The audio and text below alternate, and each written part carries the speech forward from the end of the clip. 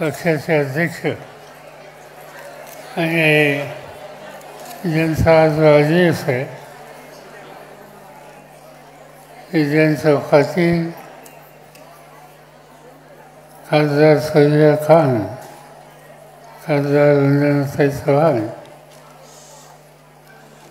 शिवतानी देशमुख, राजेश टोपे, शशिकांत शिंदे, राखीताई जाधव, नसीम सिद्दीकी, महबूब शेख, रक्षणा सज्जन आणि हा सोहळा कार्यक्रम आयोजित करण्यासाठी ज्यांनी पुढाकार घेतला त्या राज्याच्या राष्ट्रवादीच्या महिलांचं नेतृत्व करणाऱ्या ॲडव्होकेट मीनाताई, भगिनी आणि बंधूंनो, जवळपास 11 वाजल्यापासून तुम्ही सगळ्या या ठिकाणी आहात. पक्षाचा कार्यक्रम आहे आणि त्याच्यामध्ये मजबूतीनं या पक्षाची उभारणी करण्याची आवश्यकता आहे, या भावनेनं तुम्ही या ठिकाणी आहात. मला आठवलं 25 वर्षाच्या पूर्वी या सभागृहामध्ये राष्ट्रवादीची निर्मिती करण्याचा ठराव आम्ही केला. याच ठिकाणी पक्ष स्थापन केला. संध्याकाळी शिवाजी पार्कवर महाराष्ट्राच्या कानाकोपऱ्यातून 1 लाखाच्यापेक्षा अधिक कार्यकर्ते आले होते. त्या सगळ्यांनी या पक्षाची धुरा खांद्यावर घेण्याची शपथ घेतली आणि पक्ष वाढवायच्या दृष्टीनं पावले टाकली. हा पक्ष असा एक पक्ष आहे की ज्याची स्थापना झाल्याच्या नंतर 3 महिन्याच्या आत महाराष्ट्राच्या जनतेने सत्तेवर जबाबदारी त्यांच्यावर सोपवली. अनेक मुख्यमंत्री झाले ज्यांनी कधी विचार केला नव्हता. सामान्य कुटुंबातल्या तरुणांनी ही जबाबदारी आपल्या खांद्यावर केली आणि 5-10 वर्षामध्ये महाराष्ट्राला हे दाखवून दिलं की सामान्य माणसाच्या प्रश्नाची सोडवणूक हा राष्ट्रवादीचा कार्यकर्ता करतो. आणि त्याचं कारण तुम्हा सगळ्यांचे सामुदायिक कष्ट करण्याची जी भूमिका आहे त्यामुळे हे घडू शकतं. काही विचारधारा आपण स्वीकारली.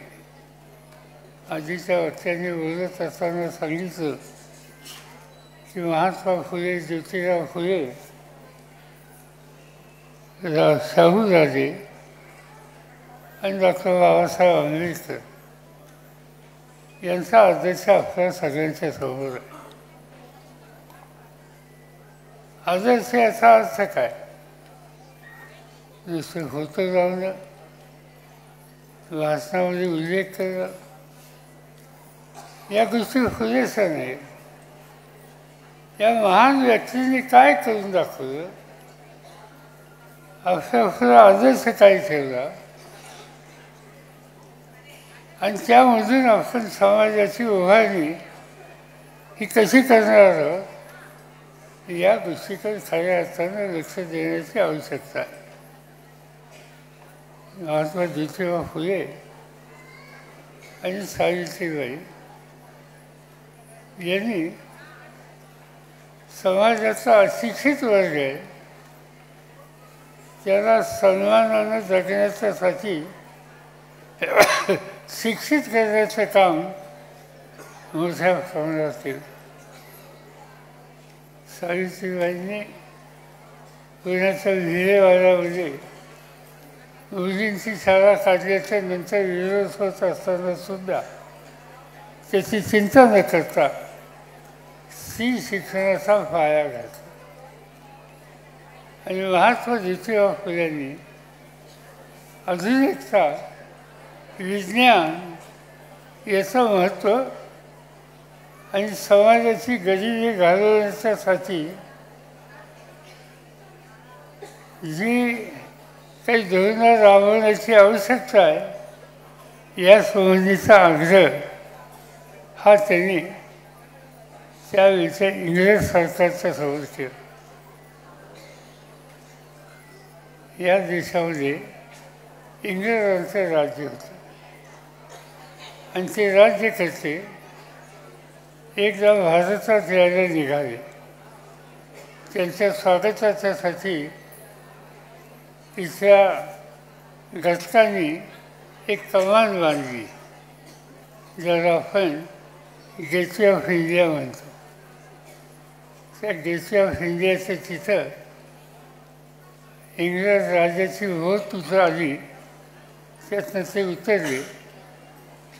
तिथं एका कोपऱ्यामध्ये एक फेटा बांधलेला आणि हातात कागद असलेला एक ग्रामीण भागाचा गृहस्थ उभा होता. राज्यकर्ते उतरले होतीच आणि गाडीत बसायला जात असताना त्यांच्या लक्षात आले की हा कोण माणूस आहे, हा का उभा आहे, आणि म्हणून त्याची चौकशी त्यांची केली. ती चौकशी केल्याच्या नंतर सांगण्यात आलं की त्यांना एक निवेदन द्यायचं आहे आणि ते निवेदन इंग्रज राजाने स्वीकारलं आणि त्याच्यामध्ये 3-4 गोष्टीची मागणी होती. एक मागणी होती मुलींच्या शिक्षणाची, दुसरी मागणी होती शेतीवाडी सुधारायची असेल तर पाऊस जो पडतो आणि त्याचं पाणी वाहून जातं त्याचा थेंब न थेंब कसा साठवता येईल आणि त्यामुळे शेती कशी वागायची आणि उत्पादन वाढेल या प्रकारची दुसरी मागणी होती. आणि तिसरी मागणी ही होती की त्या शेतकऱ्याला जो धंदा हवा आहे त्यासाठी दुधाचा धंदा वाढवायला चांगल्या जातीच्या गायी या अमेरिकेतून इंग्लंडमधून इथं आणाव्यात आणि अधिक उत्पादन देण्याच्यासाठी उत्पन्न वाढीसाठी आपण या कास्तकाराला शेतकऱ्याला मदत करावी. या सगळ्या मागण्या ज्योतिबा फुल्यांनी केल्या. तुम्ही लक्षात घ्या की 100 वर्षाच्या पूर्वी उत्तम जातीची गाय आणा, त्याच्यातून जो धंदा वाढेल हे सांगणं, मुलींच्या शिक्षणाचा आग्रह करणं, ही सगळी दृष्टी एक वेगळा समाज उभा करण्याच्याबद्दलचा विचार केलेल्या व्यक्तिमत्वाची होती. आणि त्यामुळं साहजिकच आहे त्याचा आदर्श हा आजच्याही काळात आपण केला पाहिजे. दुसरे होते शाहूराजे. शाहूराजे होते गमतीचे ग्रस्त होते.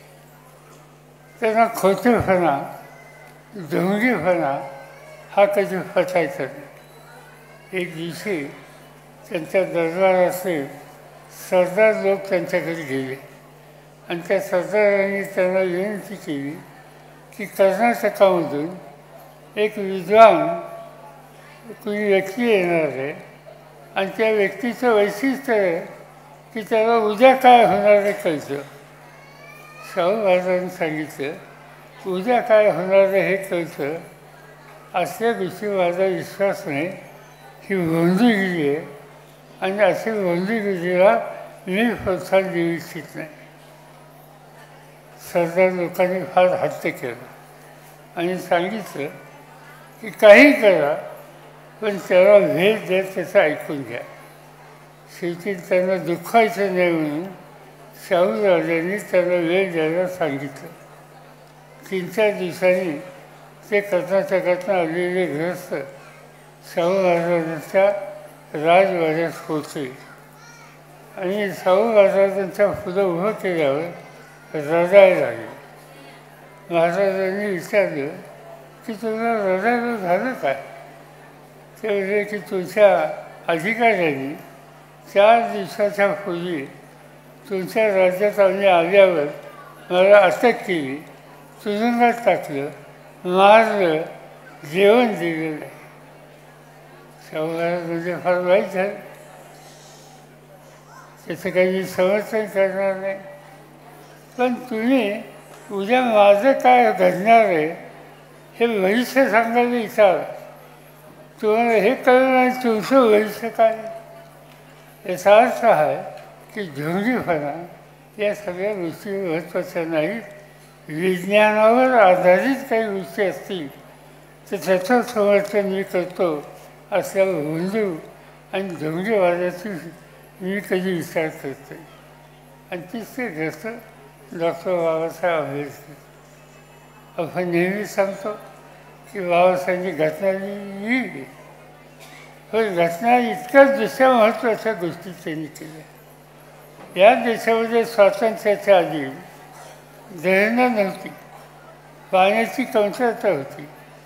या देशाचं सगळ्यात मोठं धरण लाकडा नांदेड याचा निर्णय डॉक्टर बाबासाहेब आंबेडकरांनी स्वातंत्र्याच्या आधीच्या मंत्रिमंडळात त्यांची नियुक्ती झाली जल आणि विद्युत खात्याच्या मंत्र्याची, त्यावेळी त्यांनी घेतलं. आणि हे त्यावेळी त्यांनी ठरवलं की देश पुढे न्यायचा असेल तर वीज याला महत्त्व आहे आणि वीज तयार करायची असेल तर या पाण्यापासून वीज तयार करणं शक्य आहे. आणि त्या प्रकारचे त्यांनी अनेक कार्यक्रम हातामध्ये घेतले. विजेच्या माध्यमातून देशाची अर्थव्यवस्था, उद्योग, शेती ही सुधारेल याची खबरदारी घेतली. ही सगळी कामं या दृष्टी असलेल्या या लोकांनी केलेली आहे. आणि त्यामुळं आपण ज्यावेळेला आज इथं एकत्र आलो, संघटनेमध्ये काम करण्याची तयारी केली, याचा अर्थ असा आहे की समाजाचा चेहरा, सामान्य माणसाचं जीवन हे आपल्याला बदलायचं आहे. स्त्री आणि पुरुष याच्यामध्ये कुठल्याच प्रकारचं अंतर ठेवायचं नाही. कर्तृत्व दाखवण्याची मागता हा फक्त पुरुषाकडे असतो हे खरं नाही. स्त्रीला संधी मिळाली तर स्त्रीसुद्धा कर्तृत्व दाखवू शकते. हे इंदिरा गांधींच्या हातात देश दिल्याच्या नंतर सगळ्या जगाने पाहिलेलं आहे. या देशाची प्रतिष्ठा त्या भगिनींनी वाचवली आणि त्याचमुळं या कामाला प्रोत्साहन दिलं पाहिजे.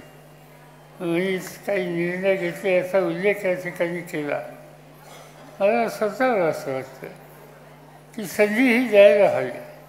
मला आठवतं आहे की मी देशाचा संरक्षण मंत्री होतो आणि संरक्षण मंत्री असताना 26 जानेवारीची परेड होती. त्या परेडच्या नंतर जगामध्ये मी पाहिलं की अनेक देशामध्ये लष्करामध्ये महिला महत्त्वाचं काम करतात. आपल्या देशाची पद्धत नव्हती.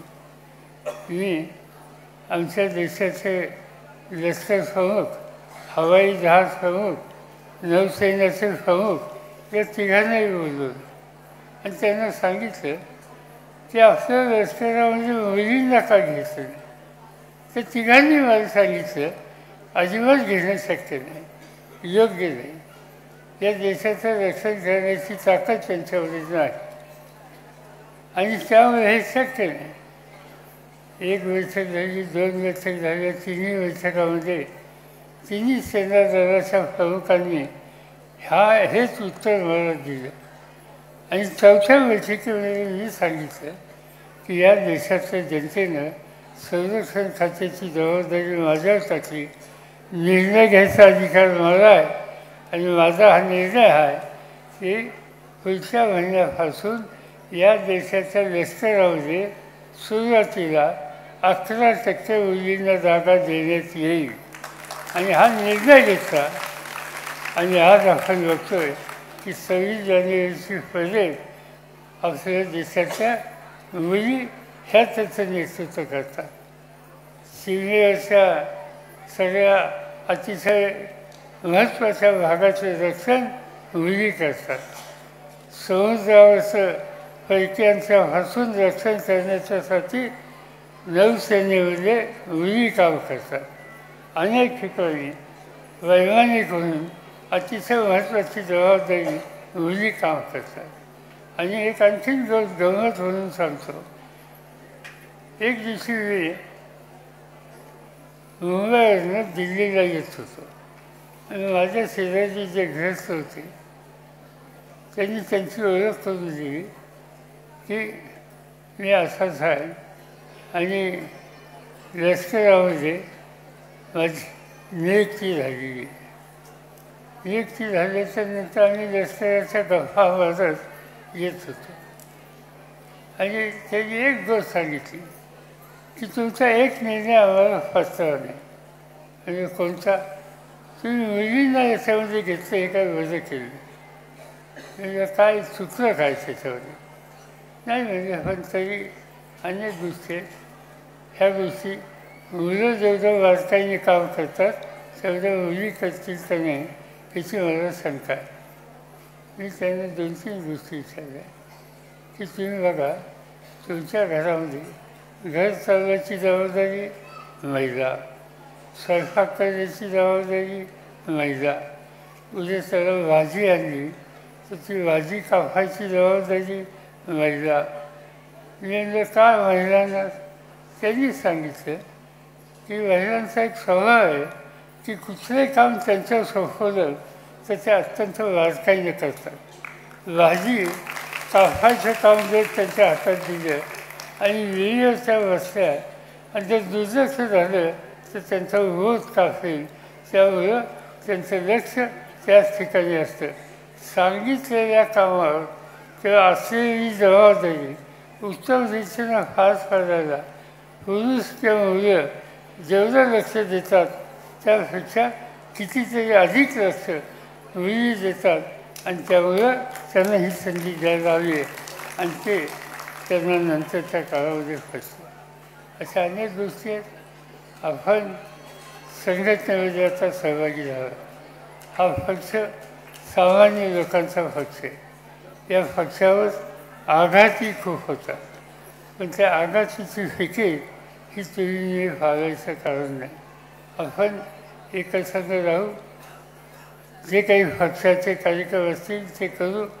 तुमच्या हिताची पुढच्या पिढीच्या हिताची जी धोरणं तयार करायची असतील त्याच्यामध्ये लक्ष देऊ आणि एकजुटीने आपण या महाराष्ट्राचं चित्र आणखीन चांगलं कसं येईल याची खबरदारी घेऊ आणि ते करण्याच्यामध्ये ही स्त्री शक्ती ही अत्यंत मोलाची शक्ती आहे.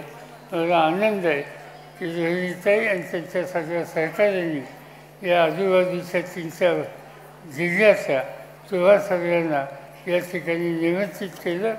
सकाळपासून तुम्ही बसता. आज इथून जाताना जे आपल्या घरी, आपल्या गावात, आपल्या आजूबाजूच्या हा राष्ट्रवादीचा विचार हा खोलवर जाण्याच्यासाठी जे काही करता येईल ते तुम्ही करा. त्याचा लाभ तुमच्या कुटुंबाला तर होईल पण खऱ्या अर्थानं महाराष्ट्राला होईल. तो महाराष्ट्राचा चेहरा आपल्याला बदलायचा आहे ते तुम्ही करू शकाल याची खात्री या ठिकाणी बाळगतो आणि माझे 2 शब्द संपवतो.